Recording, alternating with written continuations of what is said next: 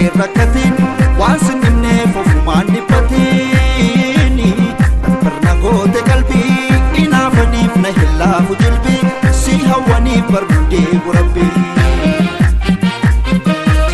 cabbii gurraachan qabu qaaqallatteedhaaf lafeen hin cabu qaaqallatteedhaaf lafeen hin cabu atis gurraachessanii miidhama koonatti leellisanii du'a lubbuuti sinii su'anii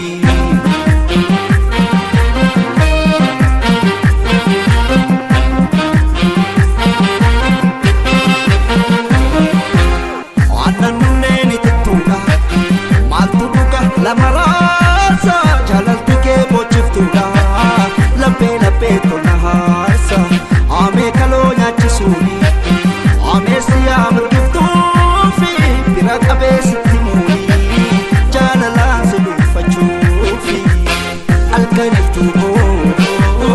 akka addeessa gubaa laphee koo si qabbaneessa ijoollee fagaattee si tuulan taana caba lafee koo si tuwallaana waan jaalalaa jaalala maal na tafe jaalalti ishee seenee na nyaate nafe darbatamee gaatan taree yoo kufee gufadhee kan ka'ee citee si tafe jaalattee si tafe filattee si tafe achitee si tafe jaalattee si tafe filattee si tafe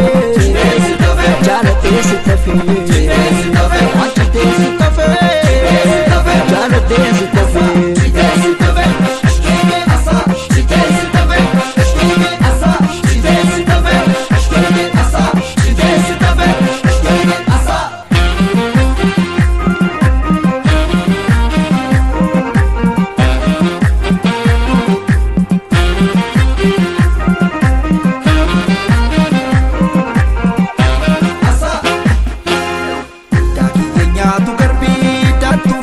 badadhee rakkatiin waan sinimneef ofumaan dhiphatiin barna goote qalbii inaafaniif na hillaafu jilbii si hawwaniif barbaadee gurabbii cabbii gurraachan qabu qaaqallatteedhaaf lafeen hin cabu qaaqallatteedhaaf lafeen hin cabu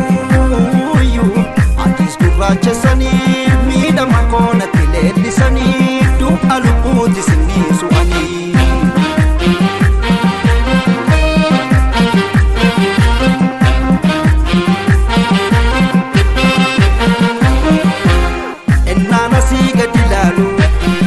chagoda marga hamu kampoota buukee hin oolle galmee korraa suma waamu wanti sittaafe jiraare leemmana dhaabni sororoo kan hidhii nyaanne jiraare